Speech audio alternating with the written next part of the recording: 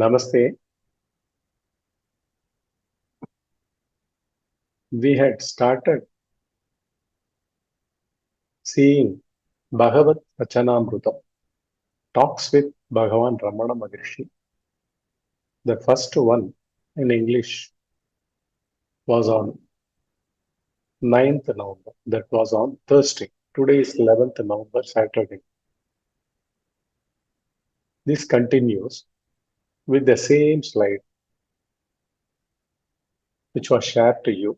Again, I will share it with you all. A questioner, a devotee, a disciple of Bhagavan Ramana Maharishi asked a question: what is the nature of reality? He asked the question, what is the nature of reality? Real means something true, something authentic. How it exists, what is it? Nothing is known to the questioner. But he has certain ideas. He has understood about divinity or beyond this cosmos. Something about that he must have heard, he must have listened to, he must have attended many spiritual satsangs or lectures in his life. So, according to that, he has he has he, he deemed this question to be fundamental. That is why when he was in ashram while asking this question directly with Bhagavan Ramana Maharishi, straight away he posed this question as what is the nature of reality? Reality within quotes. That is what I am giving importance today. Only we are going to look at the word reality.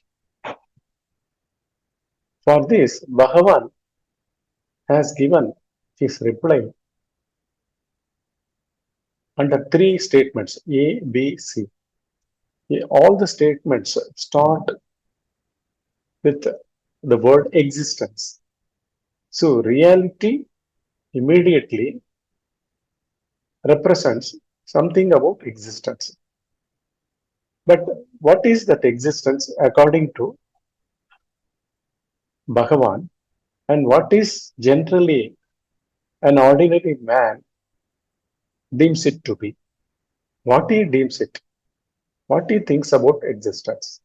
Is it the physical cosmos of names and forms? Is it the psychological mind, intellect, egoistic instruments? What is it made up of? What is this cosmos made up of? Mainly, he thinks behind his question, behind his understanding, his observations or inquiry or analysis or whatever with regard to spirituality, he would have dealt only with regard to the names and forms, time and space dimensions of this manifest big cosmos. And in the third statement, Bhagavan, see, that also starts with the word existence. But there, altogether, he makes a paradigm dimensional shift. That is, it transcends the names and forms of this cosmos as well as the space and time dimension of this cosmos. He takes us beyond all these things, including the spirit. Spirit is not a word, not a form, name and form, and not time and not space at all. Nothing has manifested. Nothing was. So that also he refers to as existence. This classification, first I will put up that slide to you. Just go through that.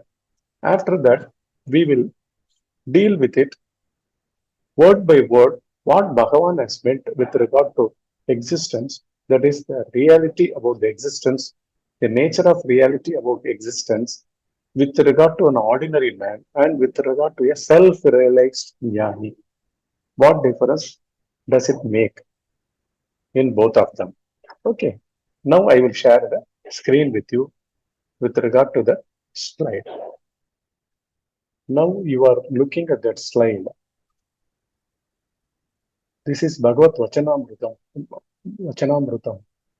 page 30 of the English book, Talks with Bhagavan Ramana Maharishi, English Satsang. In this, the disciple asks this question: what is the nature of reality? Under which Bhagavan classifies three statements and gives the answer, explanation, or the truth. He imparts the truth behind this. A, existence without beginning or end, eternal. B, existence everywhere, endless, infinite. C, existence underlying all forms, all changes, all forces, all matter, and all spirit. The many change and pass away. That is E within brackets shown as phenomena. That is objective things, objective existences of names and forms or whatever it is. Whereas the one always endures. That is, it remains one. Remains, we will have to use the word stationary, permanent. That is noumenon. It endures means permanent. That is satyam. That is what is the word existence according to Bhagavan. He means Sat means truth, the reality. Okay. So this is the thing. In all these things, the word existence always exists.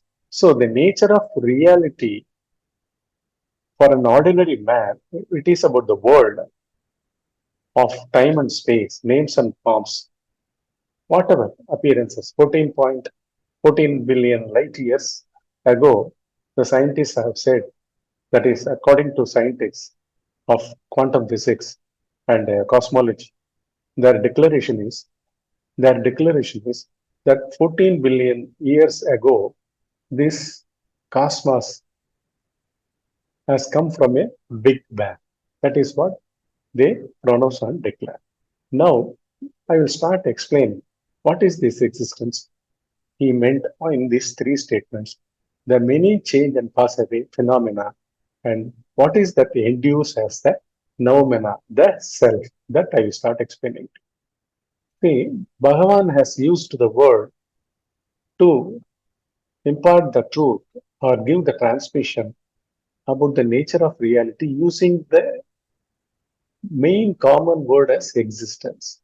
Generally, the whole of the humanity, according to them, everything is fitting into the objective sciences of till date. Whatever the objective sciences through quantum physics or cosmology, they have penetrated, they have seen through the particle physics, the quantum fields, the dark energy, the dark matter, the 5% visible universe, visible cosmos, the 95% invisible cosmos. With all these things, what exists in them? That is what they have found out. That they say, according to them, it is full of, fundamentally full of informations. What is the kind of nature of information? They are all abstract. They are all symbols, forms, signs, and sounds also. In the form of messages. Messages in the sense they are not detectable, but they also say fundamentally the universe, the cosmos is full of basic informations. A molecule has a certain DNA proportions in it. An atom has a certain DNA, certain configuration of the atomic structure. So all these things it has found. That is, abstract information is the basis of this cosmos. This is what the sciences, our objective sciences, because our mind, our intellects are stuck in this. We are stuck in this. So we take whatever the science, the physics, the chemistry, whatever the thousands and thousands of uh, courses or objective discoveries that have that are all ingrained even in our system. This is what is called as basically the abstract information is the basis of this cosmos. And second, this cosmos is made up of known and unknown quantum fields, energies, matter particles, etc. Basically, quantum fields. Quantum. Quantum is immeasurable, but still they have found some truths about it, discoveries about it. So all these things are all going on in the objective scientific field of this day, this moment, 2023. A Nobel Prize has been awarded in physics for attophysics, ATTO physics. That is the speediest particle, that is electron, that they have found. So these quantum fields, energies, matter, particles, all these constitute this are contained in those informations. They are expressed, the informations prevails in this cosmos. They are also eternal. They constantly manifest as these kinds of quantum fields, energies, matter particles, etc. Though an ordinary man is innately endowed with an intellect to search for the reality. Here again, the reality about existence only. But he is extroverted. He is outwardly. His senses and his whole research, analysis, investigation, experiments are all through his intellect. Externally, it has been going on. That is what a human being is. So it is extroverted. Man is caught in this objective flow. Why is extroverted? Because there is already this information. He is also a part and parcel of those abstract information flow. He is that intellectual scientist. So he is already caught in that. He is also extroverted. He researches. He does experiments in these energies, quantum fields, all these things. So basically, his intellect is one in the flow of this abstract information. This has been filling this cosmos. Science also says this, but he forgets about his identity alone. He has taken that he is the researcher, he is the experimenter, he is the analyzer of this particle physics or quantum physics. So he isolates himself as an observer and as a scientist, and objectively he does everything. So nothing merges, whereas the truth lies elsewhere. That is what the main truth about the reality, the nature of the reality, that is especially about this existence, Sat, that Bhagavan has shown us in those three statements and one more line, as everything is of objective flow, they all change. Whereas the seer is not these things. He is not out of this objective flow. Who is the seer? Only seer that he is going to show.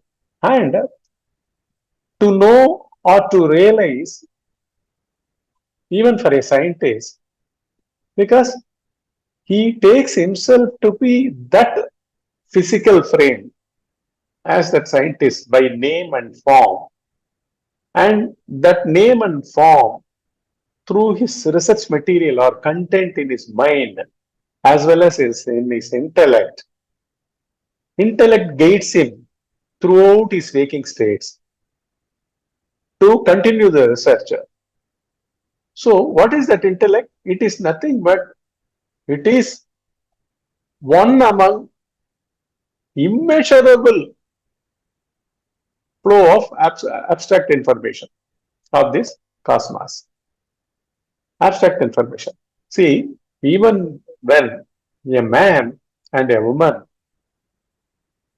they have, they desire to bring a kid, and when he ejects 500 crore, according to Indian things, 500 crore spermatozoas, and only one ovum, and out of that 500 crore sperms, only one penetrates the egg of ovum, and it takes the shape of a conceived kid, conceived conception, pregnancy. So in the same way, trillions and trillions of mass movement of abstract information, they are all invisible, intangible, abstract, and these are not seen. But the scientist is all locked in his own intellect, and that intellect is only apprehending himself to be that scientist as his body. He identifies, his intellect identifies, they call it in Sanskrit, Dehatma Buddhi, the body to be the true self. And there is no self at all. When we intellectualize something, when we analyze something through our intellect, when we plan something, when we reject something, when we accept something, when we rejoice something, whatever we do intellectually, as a feeling, as an emotion, it has the basis that of the physical body to be that intellectual movement. Any sensation, any emotion, any feeling, all feelings are dualities because it has in a one feeling, passing feeling, the opposite of it also is existing. Opposite of that feeling is also existing. When I like something, the opposite of it is I dislike many things. I don't like other things. Like that, this duality's flow is always there in the intellectual propensities of a human being. So he is already caught up in the flow. So when he is caught up in the flow, what can, what kind of a spark can make him to turn and ask this question, who am I? That is a self-enquiry. Will it ever start? So this is the predicament of the humanity today. This is well explained in the first two statements by Bhagawath. What are those first two statements? That again we will go through. And with regard to the third statement, everything is objective flow. From the material movement of a sand particle, a sand particle is lying, or a particle physics under some particle, some quantum particle, its movement, everything is well defined. Be it so. But from that to our intellectual observer, because a complete cosmic flow has got identified with the intellectual feeling of that person. This is what the third statement tries us to understand, makes us to understand.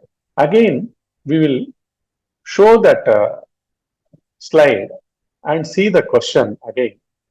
What are all the answers Bhagavan has given with regard to this? What is the nature of reality? Existence without beginning or end, eternal. Existence everywhere, endless, infinite. Existence underlying all forms, all changes, all forces, all matter, and all spirit. See, in other words, he again through the third statement, C, he has referred to all through all that he has given in the first statement A and B also, that which is beginning without beginning or without end, eternal, and that which is everywhere, endless, infinite is the reality. The same thing is again he has given it here. He has included all this A and B in this, but he has made a paradigm shift, taking us towards existence underlying all this, the statement A, statement B. Through this, even he has included existence underlying all forms, all changes, all forces, all matter, and all spirit. This again he explained that all these many pass away, all these change pass away, whereas the one remains permanent. That is noumena. These are all phenomena, and that one is noumena. This is what he says. Now, I will explain to you all these things. With regard to Bhagavan, existence underlying all that in the first statement, that is all forms, all names, time and space, even the spirit, even our invisible thought patterns and intellectual patterns. He also says, as these are also abstract informations, he also coincides with our science. But what he says is, this is what is called as the cosmic mind or the individual mind, because there are no two different minds. One as cosmic and one as individual mind. Our mind, and there is something as eternally as the cosmic mind. Because part and parcel of cosmic mind is our mind. We can refer it as mind itself. Okay. So what he says is, in the self's presence, that is the underlying existence, underlying all this objective flow, there is only one noumena. That is, there is only one self, one swarupam, one Atman. So that Atman, in its presence, out of its three characteristic attributes, there arises three gunas, namely sattva, rajasa, tamasa guna. That is the speciality of this knowledge about the self. Self in the sense, the true I, and the fake, how they come into existence as eternal at all times, at all places, everywhere, and all forms, space and time, names and forms, all these things, dualities, triputis, all these things, how they come into existence. They come into existence because in the very presence of the only one self. And where it exists during our deep sleep. But we are clouded by unawareness, that is ignorance. What is our ignorance? We are only used to these three characteristic attributes, namely the Sattva, Rajasa, Tamasa, Guna, that is constituting this creation of this cosmic mind. That is cosmic software. It is not difficult. Don't get threatened or frightened when I say all this cosmic mind, three gunas, three putis, dualities. They are all simply easy. Actually, execution is easy. Sitting in, eyes turned inwards. That is the mental eye, the intellectual eye, the egoistic eye, if it exists at all, and to look at the source is very easy. Whereas you will have to grasp the underlying truth. That is what in the third statement he says. Existence underlying all these forms, including all the kinds of spirits, whatever this world advocates through various religions, various belief systems, various practical methods. Nothing is actually true, because true in the sense, what he says, straight away, there is only one self. There is no existence of cosmos, there is no existence of the other at all, because in deep sleep, we are blissful, we are full. We don't even feel that we are born. So where is the question of death in the deep sleep? It is the same. Whereas when the arisal of thought, the I thought, with a lot of the space-time continuum within embedded in it, as sensations, feelings, registrations, abstract informations, and they take this dehatma buddhi, this peripheral, circumferal, this body to be that I, the thinker, the intellectual analyzer, the seeker also. That is the impediment. To knock him off, you need all this clarity. First, you will have to absolutely listen. Don't try to understand. Just listen. Just go on listening to the satsang again and again. It is delivering something beyond names and forms, beyond space and time, beyond our body and name, whatever that is there, existing as waking and dream state. Even deep sleep state is also a not knowing state, ignorance, state of ignorance. So that also nothing to be done. There is no inquiry at all. But we come to be aware, we come to realize that there is a transcendent state where these two, waking dream, merges. And deep sleep also we don't cognize. Still we exist. What is that kind of existence? This is what in the word third statement, Bhagavan, existence underlying all forms, names, space and time, underlying spirit. There is only one phenomena. According to him, according to Bhagavan, there is only one self. In that there is no other.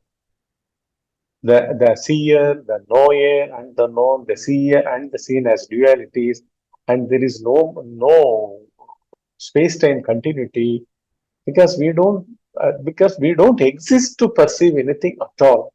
This is what the transcendent truth that Bhagavan imparts here. Here, in self's mere presence, out of three characteristic attributes, that is three gunas, sattva, rajas, tamasa guna, abstract information as cosmic mind manifests. Our vasanas manifest as our individual intellect. We constantly, at a given moment during our waking state, when I talk, the talker, the speaker of these statements in the intellect is embedded with these statements in time and space already. The duality exists already, but we'll have to go beyond this duality.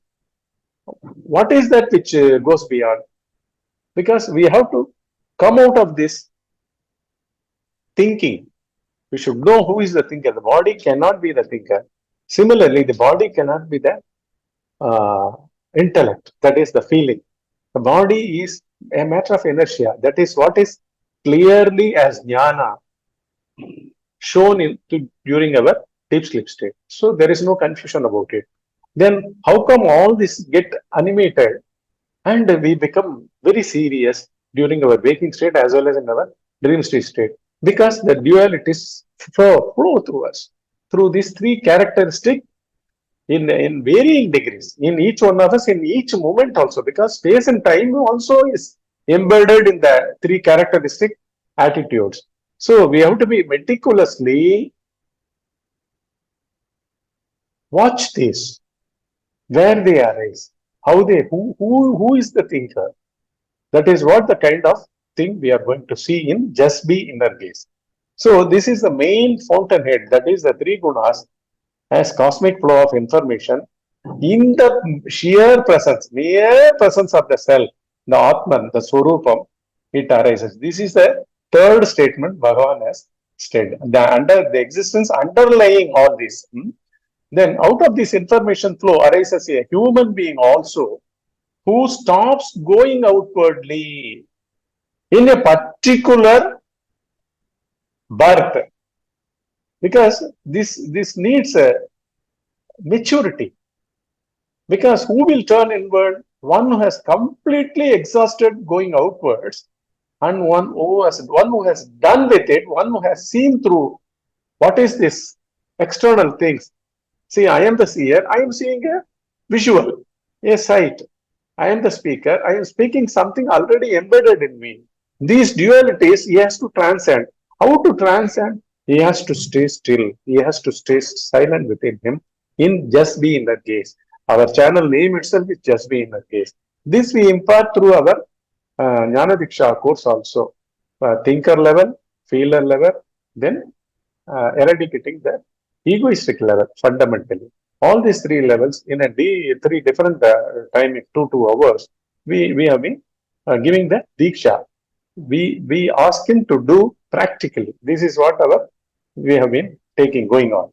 So out of this information flow arises a human being who at a particular birth starts realizing Who is this man who is constantly thinking on one or the other issues? The thing which he liked a moment ago, now he dislikes that.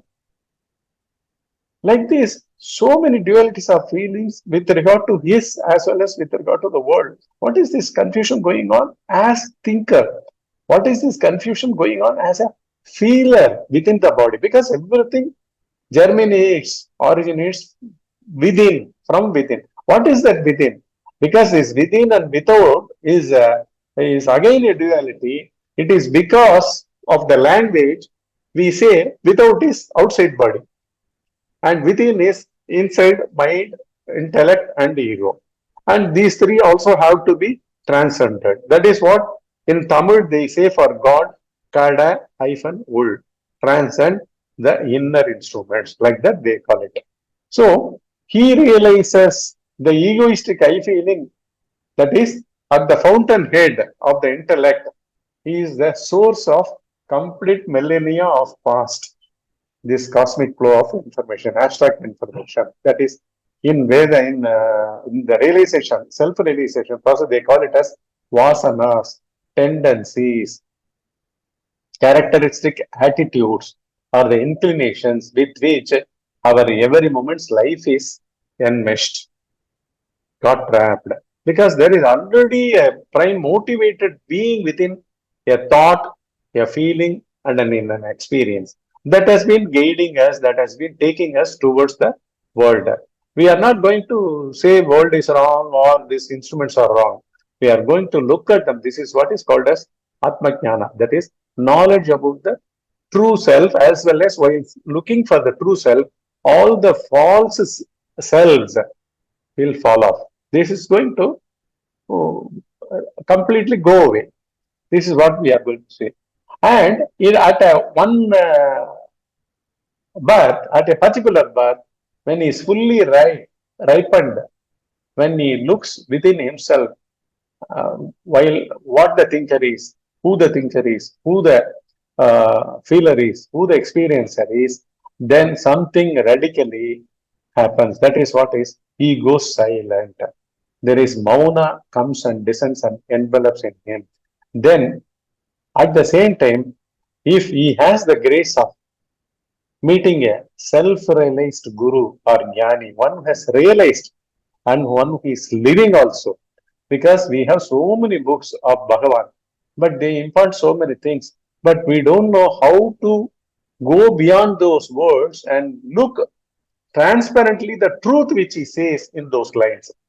See, for the 3 or 4 lines, how much of explanation, in-depth meaning has been there. Okay, that is why with the grace of a self-realized guru, jnani, he realizes, he also realizes. What does he realize? He realizes there is only one self that is transcending even beyond deep sleep. Deep sleep is nothing but the state of ignorance, a veil of ignorance. They call it as causal body, body of ignorance. What is that body? See, not knowing anything is also a dimension. If objectively in our day-to-day life, if you are asked, do you know that place? You will say, even I have not heard the name of these things. This is new to me, like that. So that not knowingness, not knowing that particular name and the particular geographical location is has a dimension. Like that, the complete ajnana is the base. Out of that stems the waking state, out of that stems the ego, out of that stems the thinker, feeler, experiencer, and all these three, they only bring along with them the complete not knowingness, that is ignorance of this about this cosmos. Whereas this Bhagavan's Vachanamrutam fantastically takes us beyond all these dimensions. It is Bhagavan's words, but certainly, if one is serious, one is very earnest, one should completely seek a Jnani's guidance, how to stay silent and still within, how to get beyond these three states of existence, that is waking. Dream need not be, because in dream we are not going to do. What is this vichara? What is this staying in with just be in the case? This beautifully Bhagavan has given, and finally he says, these all will pass. A and B will pass. Even in C, he has started existence underlying all these. The same thing is continued. There is only one noumena, that is what is called as the Swarupam in Tamil. In Sanskrit also Swarupam, and self, the Atman. What is that Atman? It is beyond deep sleep. That state, does it not exist here? Absolutely, it is existing. Not together. We should not say that. In that alone, this waking state has come into. But we are very serious with waking state names and forms, our body, all this intellectual thinking, feeling, emotional, and experiencing all these things. To penetrate and to make that the innermost eye open and envelop all these false eyes and minds to go away, we need the grace and the assistance of a self-released Guru Jnani. With this, we will end.